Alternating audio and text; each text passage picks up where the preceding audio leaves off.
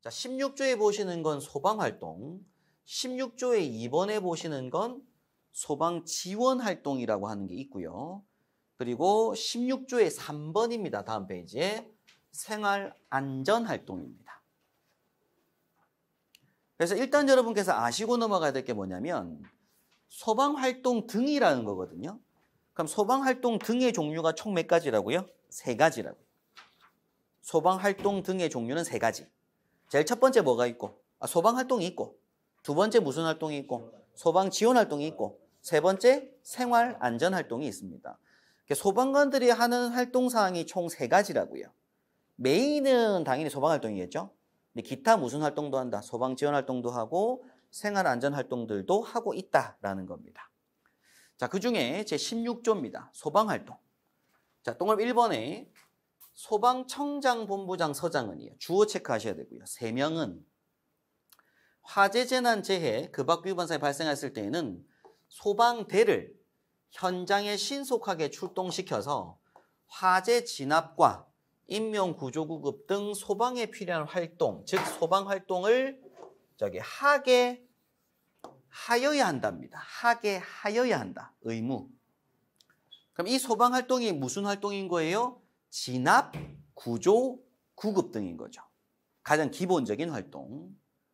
자, 우리 이때 누구든지 정당한 사유 없이 이 일항에 따라 출동한 소방대의 소방활동을 방해해서는 안 된다. 그래서 요게 이제 나중에 보겠지만 5년에 5천, 제일 큰 벌금 벌칙이 있어요. 소방관들의 소방활동을 직접적으로 뭐하는 사람, 방해하는 사람은 5년 이하 징역 또는 5천만 원 벌금에 처한다는 게 뒤에 벌칙에 제일 처음에 나오게 됩니다. 그게 이제 요거, 소방활동 방해하면. 자, 16조 2번. 소방지원활동이라는 용어가 나오는데 마찬가지로 주어는 누가 된다고요? 청장, 본부장, 서장입니다.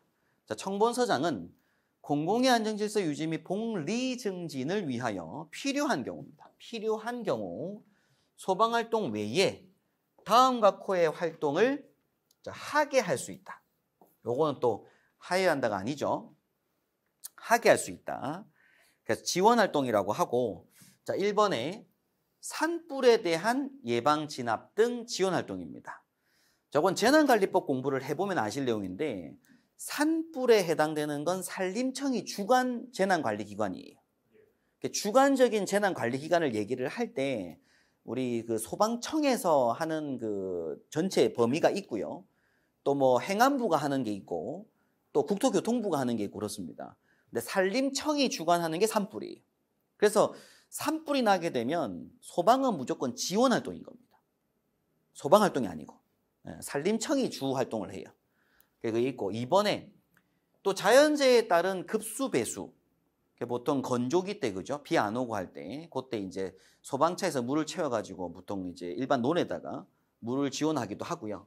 또 제설 작업 같은 것들도 원래는 그 재난관리기관이 주체 그 관할 구청들이거든요.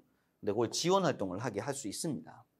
그리고 집회, 공연 등 각종 행사 시에 사고 대비한 근접대기 등 지원활동을 하게 할 수가 있고, 또 화재나 재난, 재해 등이 일어났을 때 피해 복구도 지원활동을 하게 할 수 있는 거고요.